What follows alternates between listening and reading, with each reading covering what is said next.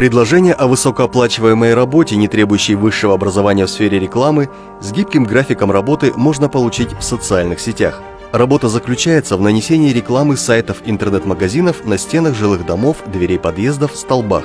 Реклама может распространяться в виде нанесения граффити рисунков от руки, трафаретным способом, либо расклеиванием бумажных объявлений. На самом деле данную работу предлагают наркодилеры, и является это ничем иным, как скрытой рекламой сайтов интернет-магазинов по продаже наркотических средств, и название этой работе «наркографитчик». Наркоторговцы за выполнение данной работы обещают золотые горы, говорят, что это безопасно и за это нет ответственности. Но их интересы только в собственной преступной наживе, им безразлична ваша судьба.